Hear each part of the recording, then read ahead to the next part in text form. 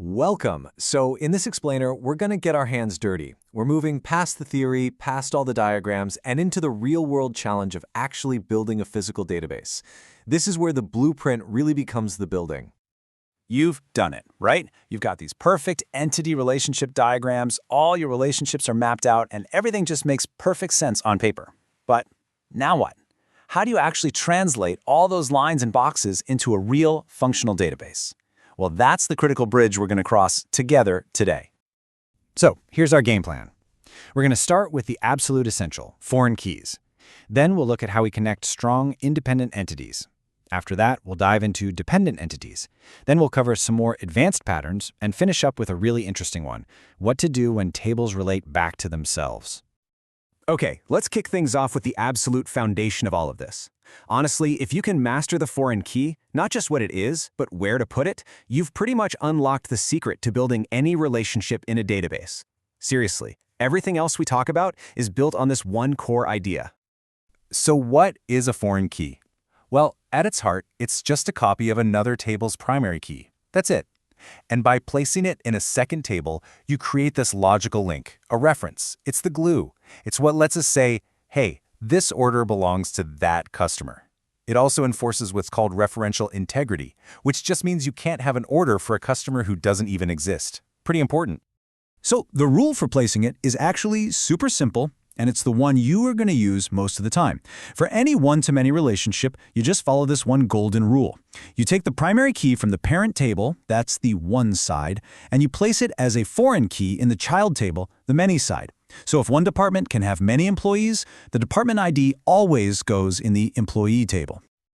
Okay, now let's apply that rule to what we call strong entities. These are kind of the independent cornerstones of your database. Think of things like customer or product. They can exist all on their own.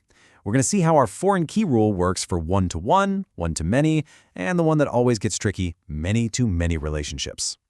Now notice the difference in the rules here. This is important. With a one-to-one relationship, say an employee is assigned one company car, you actually have a choice. You could put the employee ID in the car table, or you could put the car ID in the employee table. It works either way. But, like we just said, with one-to-many, that choice is gone. The rule is absolute. The key from the one side has to go into the many side, no exceptions. And here it is, the classic question that trips up so many people. If one student can take many classes and one class can have many students, which one is the parent? Which is the child? I mean, if you put the student ID in the class table, a class can only have one student. That's broken. If you put the class ID in the student table, a student can only take one class. Also broken. So, what's the move? The solution is actually really elegant. Instead of trying to force a key into one of the existing tables, we just create a brand new one that lives in the middle. This is called an intersection table, or sometimes a junction table, and its entire job is just to connect the other two. And here's exactly what that looks like. You've got this student class table sitting right in the middle. Now look at its primary key. It's a composite key made up of two foreign keys, student ID, which points to the student table, and class ID, which points to the class table. Each row in this table is one unique student in a class combination. And the cool part? You can even store info about the relationship here, like the student's grade in that specific class. All right, let's step up the complexity a bit. We've talked about strong entities, but what about dependent ones? You know, things that just can't exist on their own. Think about an order item. It makes zero sense without an order. Or an apartment, which literally cannot exist without a building. The real difference here all comes down to the identifier. A strong entity like employee has its own unique ID, like employee ID. Simple. But an ID-dependent entity actually borrows its identity from its parent. For example, the unique ID for an apartment might be a combination of the building ID and the apartment number. I mean, apartment 5B is only unique inside its own building, right? So how does that change how we build it? Well, it's more than just adding a foreign key this time. Here, the parent's primary key actually becomes part of the child's primary key. This creates a much, much tighter bond. The building ID doesn't just reference the building, it's a fundamental piece of what makes each apartment unique in the first place. Let's look at a more specialized pattern now, one for modeling those is a type of relationships. For example, a graduate student is a student.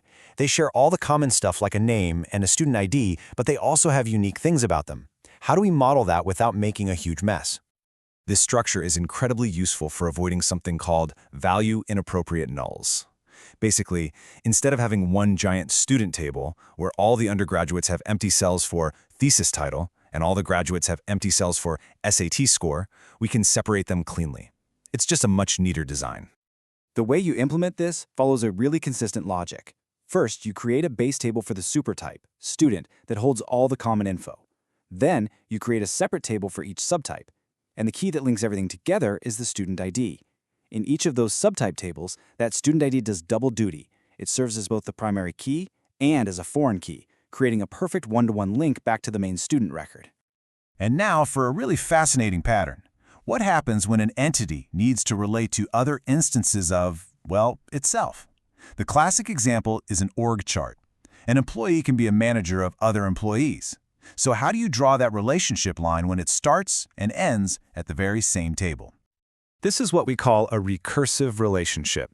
You see it all the time for modeling hierarchies. Things like that employee-manager structure, a bill of materials, where some parts are made up of other parts, or even a simple family tree. It's just a parent-child relationship that's contained entirely within one table. And the solution itself is surprisingly simple and elegant. You just add a new foreign key column to the table that points right back to its own primary key. So in this example, the supervisor ID column just contains the employee ID of another employee from the very same table. It's a simple idea, but it's an incredibly powerful way to build out complex hierarchies. So let's bring it all home. We've seen that every relationship, no matter how wild, is built with foreign keys. The only real question is where you put them. For a basic one-to-many, the parent's key goes in the child. To solve that many-to-many puzzle, you build an intersection table. For those dependent entities, you make the parent's key part of the child's identity. And for hierarchies, a table just references itself. These are the fundamental patterns for turning any design into a solid database. And that brings us to the end. But I want to leave you with a question to think about. Now that you've seen these 5 core patterns, think about the databases you work on every day. Is there some messy, multi-column problem that could be fixed with a clean intersection table? Or maybe an awkward hierarchy that could be simplified with a recursive foreign key?